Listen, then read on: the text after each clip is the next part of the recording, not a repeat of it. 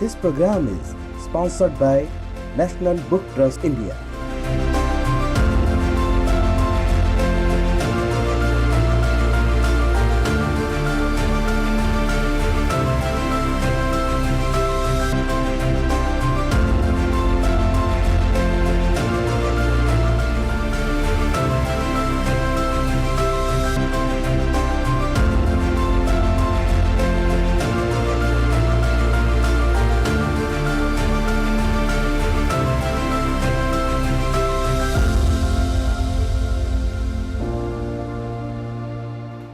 आदाब। डीडी उर्दू की फ़ख्रिया पेशकश किताब कायनात के साथ हाजिर हूँ मैं मोहम्मद नौमान।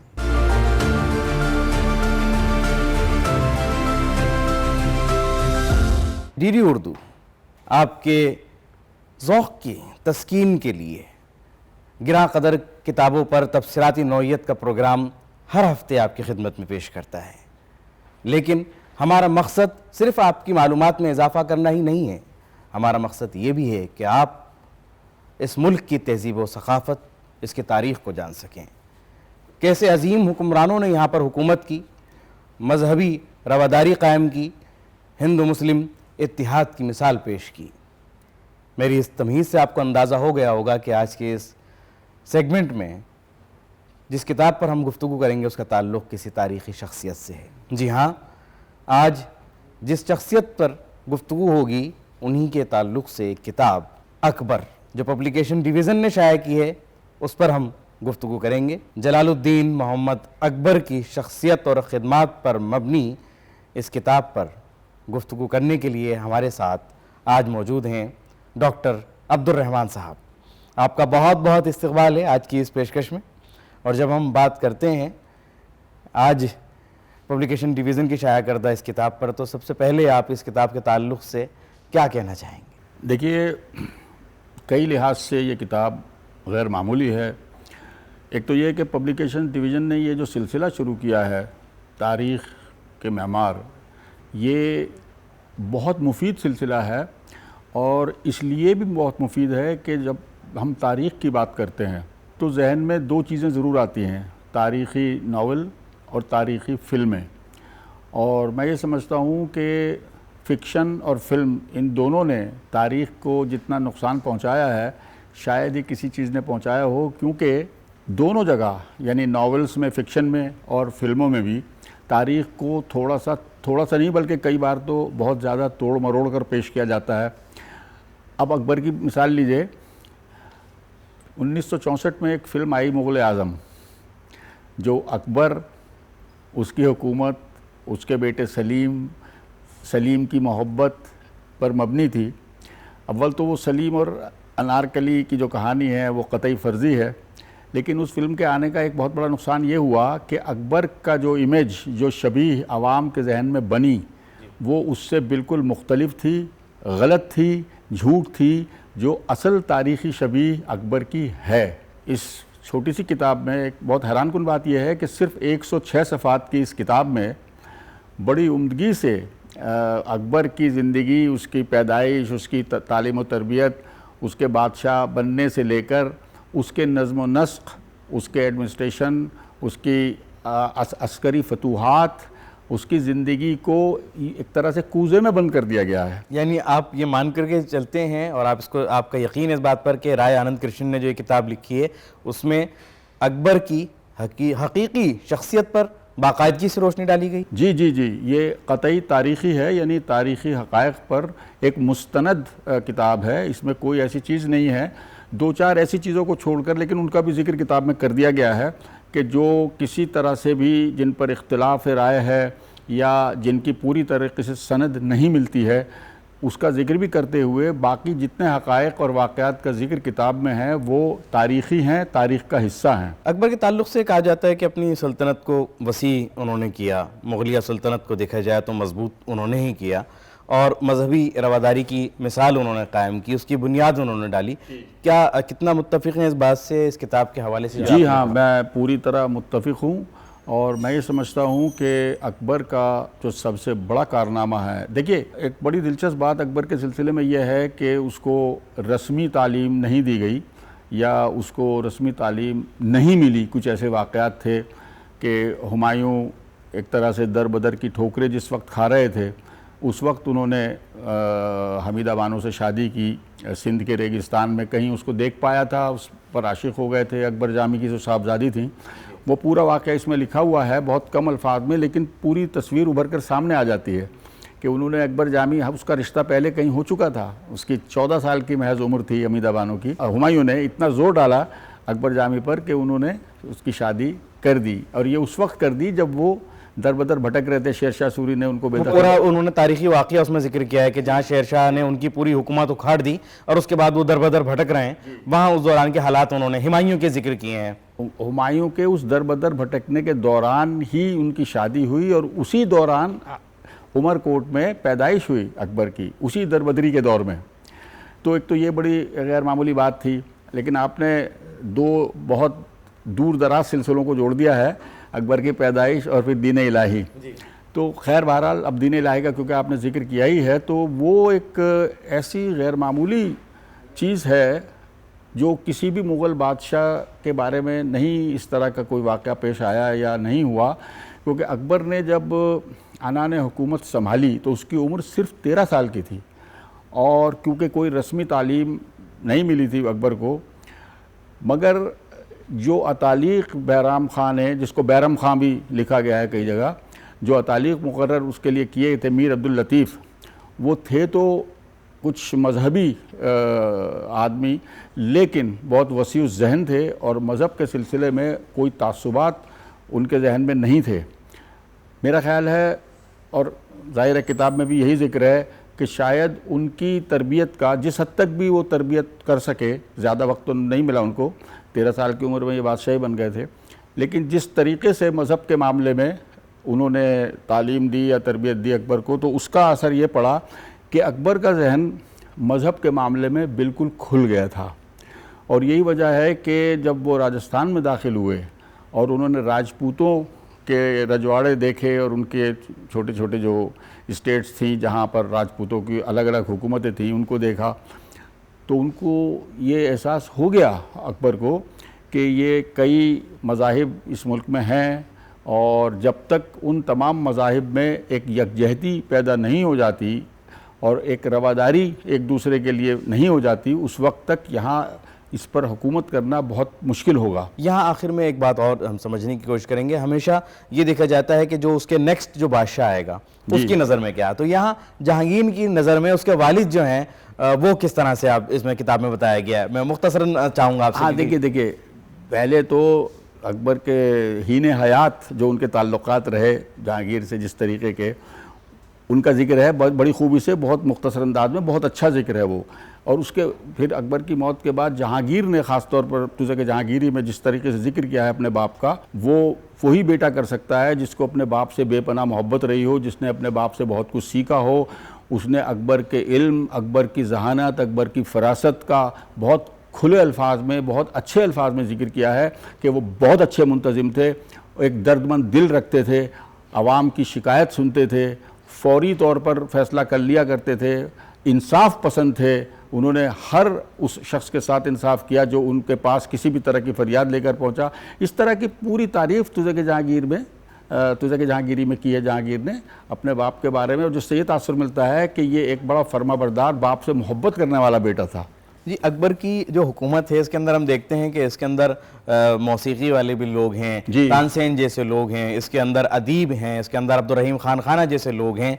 क्या आप ये मानते हैं कि अब अकबर के अहद में हमारे मुल्क की जो तहज़ीब थी, सकाफ़त थी, अदब था, उसको ज़्यादा तहफ़्फ़ुज़ दिया गया, उसको ज़्यादा प्रमोट किया गया? उसको ज़्यादा नहीं, बहुत ज़्यादा प्रमोट किया गया। और इस देखिए, अकबर को अकबर आज़म कहा जाता है। एनसाइक्लोपीडिया ब्रिटानिका में भी अकबर का जिक्र अकबर दी ग्रेट कहकर है, जो एक बहुत बड़ा सर्टिफिकेट मैं समझता हूँ। एनसाइक्लोपीडिया ब्रिटानिका में आसानी से कोई बात दर्ज ऐसे नहीं कर दी जाती, यहाँ भी आज़म ही कहा गया है अकबर को। तो उसकी बुनियादी वजह यही थी कि एक तरफ वो एक बहुत बहादुर बादशाह था, बहुत अच्छा मुंतज़िम था, तो दूसरी तरफ वो एक गैर तालीम याफ्ता शख्स होने के बावजूद उसने इल्म को, फ़न को, आर्ट को बहुत तरक्की दी, बहुत प्रमोट किया और किसी भी इल्म के माहिर को वो सर आँखों पर बिठाता था, उसको इज़्ज़त बख्शता था और हर तरह से उसने फ़न को प्रमोट किया। मौसीकी में तानसेन आप देखिए, जिनका आज तक यानी इन तमाम बातों को देखा जाए तो इस छोटी सी किताब में राय आनंद कृष्ण ने इसको बहुत खूबसूरती से शामिल किया है। और एक इंसान मतलब जो हिस्ट्री से जिसका ताल्लुक है या कोई स्टूडेंट है या कोई मतलब हिंदुस्तान की तारीख से कोई वाबस्तगी चाहता है तो उसके लिए किताब जो है आप मान करके चलते हैं कि बहुत मुख्तसर अल्फाज में बहुत अच्छी जानकारी उसको मिल सकती है। बहुत बहुत बहुत शुक्रिया डॉक्टर साहब, आपने अपने तजुर्बे से आज इस किताब पर रोशनी डाली और हम आपका शुक्रिया अदा करते हैं। और यहीं हमारा प्रोग्राम का पहला सेगमेंट मुकम्मल होता है। किताब कायनात के अगले सेगमेंट में जिस हिंदी किताब पर गुफ्तगू होगी वो है कलाओं की अंतर्दृष्टि, जिसे नेशनल बुक ट्रस्ट इंडिया ने शाया किया है।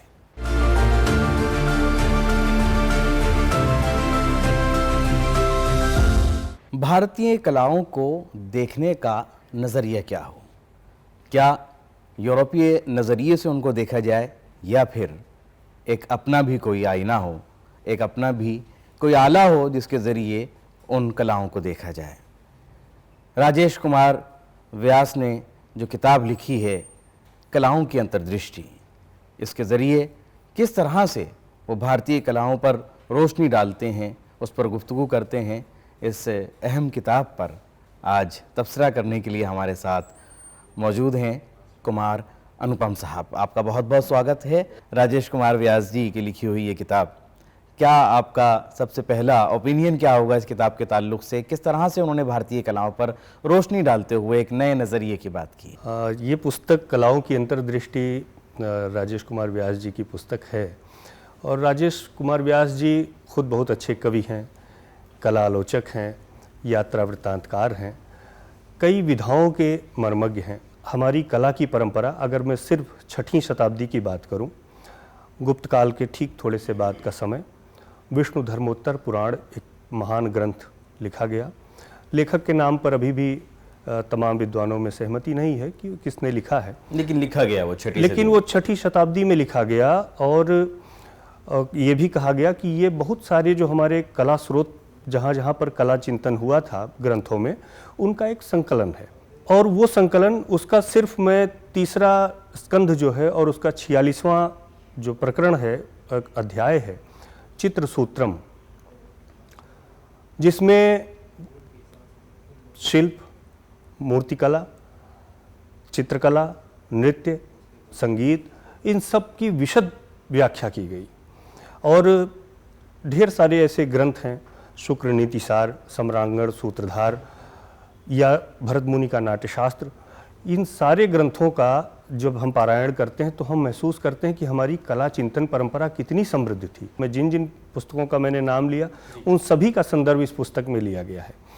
और वहाँ पर यह बताया गया है कि अगर हम एक आकृति बनाते हैं तो उस आकृति का आकार क्या हो, इतनी सूक्ष्म तरीके से एक एक नख शिख वर्णन किस तरह किया जाए, इस पर बाकायदा बात की गई है। आपने 6वीं सदी की बात की, 6वीं सदी का उन्होंने मतलब राजेश जी ने बहुत ज़्यादा रिसर्च के साथ इसको, बिल्कुल पूरे रिसर्च के साथ, और ऐसी पुस्तकों की हिंदी में अभी बहुत ज़रूरत है। ये इस अर्थ में भी मैं राजेश जी के इस काम को बहुत महत्वपूर्ण मानता हूँ कि वो पहले ही अध्याय में, पहला ही अध्याय जो इस पुस्तक का है, वो योग के कला दृष्टिकोण, योग का जो राग बोध है, उस पर पहला ही अध्याय है। इतनी हमारी भारतीय कलाएं हैं, क्या सबको इसमें शामिल करके एक पुस्तक की शक्ल में पेश किया गया? बिल्कुल, सबको शामिल किया गया है। और जो हमारा समेकित बोध है कलाओं का, जिसका शीर्षक ही इन्होंने तय किया, कला की अंतर्दृष्टि। तो कला की अंतर्दृष्टि क्या? कला की अंतर्दृष्टि जब हम बात करते हैं तो वो हमारे यहाँ ऋग्वेद में कहा गया है, अनो भद्राः ऋतवो यन्तु विश्वताः। इसका मतलब ये हुआ कि विचार समस्त दिशाओं से हमारे ओर आए, सभी दिशाओं से हमारे पास अच्छे विचार आए। लोक में, लोक का जो वैदिक अर्थ है, उसका अर्थ है प्रकाश, यानी प्रकाश। हमारे यहाँ विचार को प्रकाश के रूप में लिया गया है, अंधकार से प्रकाश की ओर जाने की परिकल्पना है, अवधारणा है। प्रकाश समस्त दिशाओं से हमारे पास आए, समस्त दिशाओं से ज्ञान हमारी ओर आए, और ये जब ज्ञान अच्छे विचारों से समृद्ध होता है तो वो जन कल्याणकारी हो जाता है, सर्वजन हिताय हो जाता है। इसीलिए हमारे यहाँ, और जब सर्वजन हिताय हो जाता है तो अपने आप सत्य की ओर प्रेरित हो जाता है, परम सत्य की ओर प्रेरित हो जाता है। लेकिन इस किताब में जिस तरीके से जिक्र किया गया कि एक पश्चिम के एक नज़रिए से जिस तरीके से हमारी कलाओं को देखा गया, एक स्टूडेंट जो भारतीय कलाओं से मोहब्बत करता है, भारतीय संस्कृति से मोहब्बत करता है, वो किस तरह से क्रॉस चेक करे कि कहाँ गलत दिखाया जा रहा है और कहाँ से उसको देखना चाहिए? देखिए, हम भारत के हैं और अगर हम अपनी विरासत, अपनी धरोहर, अपनी ज्ञान परंपरा, इस पर अभिमान नहीं कर पाते हैं तो इससे दुखद हमारे लिए निजी तौर पर और कुछ नहीं हो सकता है। तमाम हमारे भारतीय भी ऐसे विद्वान हैं जिनको अपने भारतीय पूरी मनीषा का जब गुणगान करना होता है तो उनकी जीभ जल जाती है। ये पुस्तक इस अर्थ में महान है और बहुत महत्वपूर्ण समय पर आई है। चित्रसूत्र कहता है कि हम दिव्य प्राणी में जिन गुणों की प्रशंसा करते हैं वो सभी गुण हमारे भीतर हैं, और जब हम कला में हमारे सामने लाई गई छवियों पर प्रतिक्रिया करते हैं तो हम अपने भीतर छुपे उन सूक्ष्म पहलुओं को जागृत करते हैं। हम अनुभव करते हैं कि हमारे भीतर ये चीज़ें थी और अब हम इन्हें प्राप्त कर रहे हैं। हम एक चित्र देखते हैं या हम नृत्य देखते हैं तो हम देखते हुए सोचते हैं कि ये, उसमें मगन हो जाते हैं। हम सोचते हैं कि ये नृत्य चलता रहे, हम जैसे अपनी किसी और दुनिया में पहुंच जाते हैं।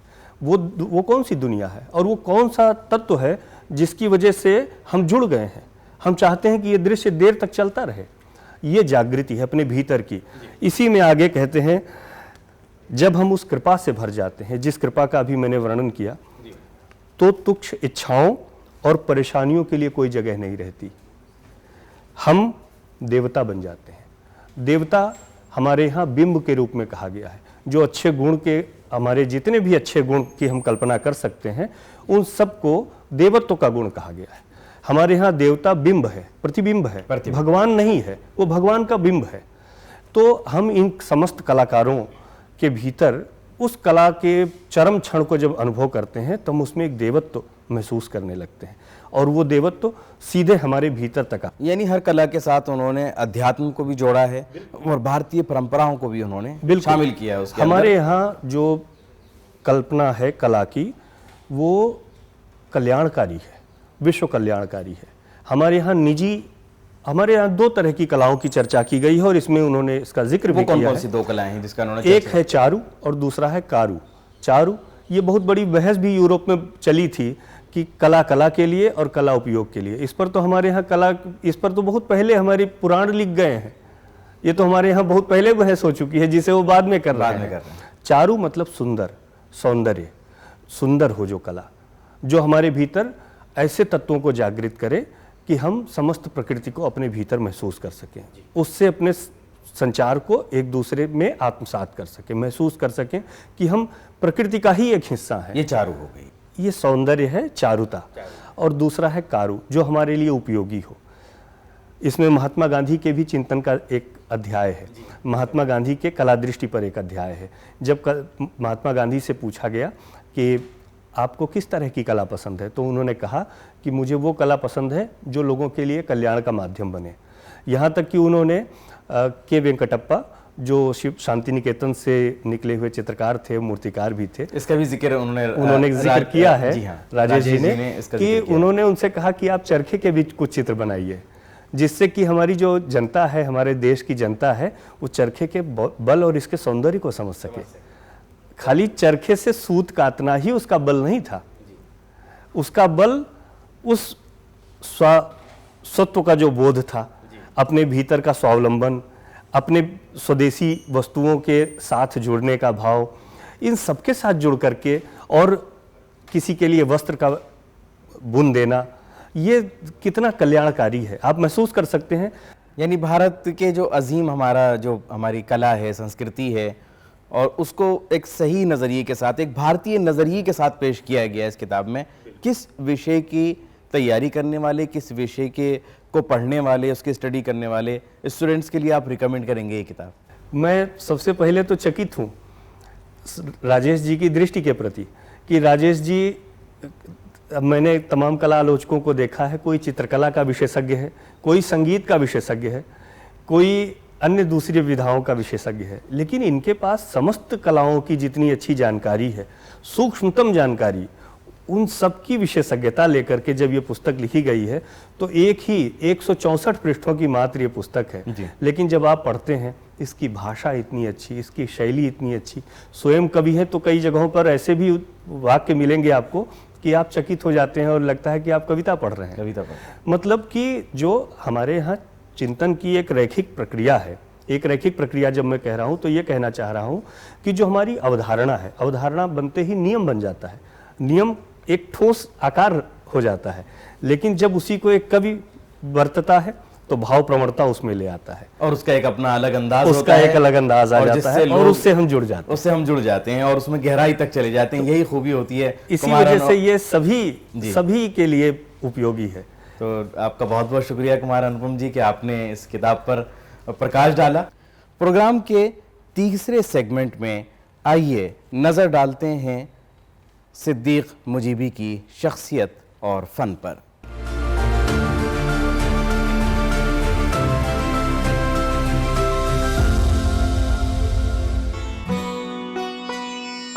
नाम सिद्दीक मुजीबी, विलादत 7 दिसंबर 1931, गवालटोली, रांची, झारखंड। वफात 6 मार्च 2014। जन्म दिया है दुखों ने, गमों ने पाला है, खुदा से पूछिए मेरा हसब नसब क्या है।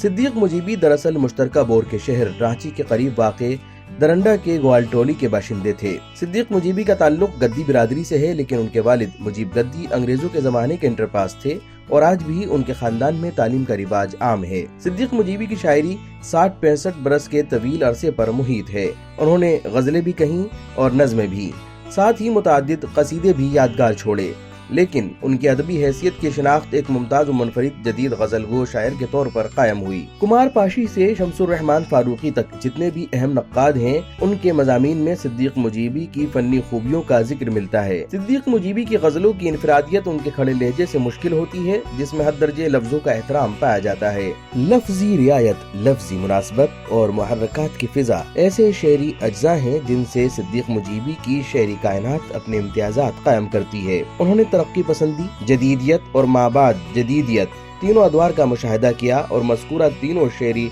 रवैयों को मुस्बत अंदाज में कामयाबी के साथ बरत कर दिखाया है। इसके तौर पर हम चंद शेर पेश कर सकते हैं। जहाँ सुकूत मुसल्लत है, दम बखुद है हयात, वहीं से शोर क़यामत उठे, अजब क्या है।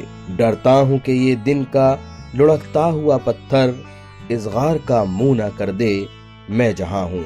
सबकी पसंद कहो वो किरदार में नहीं, वैसा ही मैं हूँ जैसा मुझे होना चाहिए। मज़कूरा तीनों अशार में मुहर्रिकात और रियायत लफ्जी के जरिए तेवर के साथ शेर कहने का जो हुनर नजर आता है, दरअसल यही हुनर सिद्दीक मुजीबी को मुमताज़ व मुनफरिद शायर बनाता है। इसी के साथ किताब कायनात की आज की ये पेशकश यही मुकम्मल होती है। उम्मीद है कि आपको आज का ये प्रोग्राम ज़रूर पसंद आया होगा। आप इससे मुताल्लिक़ अपने राय मशवरे हमें ईमेल कर सकते हैं। आपकी ईमेल का हम इंतज़ार करेंगे और यहाँ पर हमारी किताब कायनात की पूरी टीम को दे दीजिए इजाज़त। फिर हाजिर होंगे, तब तक के लिए आदाब। This program was sponsored by National Book Trust, India.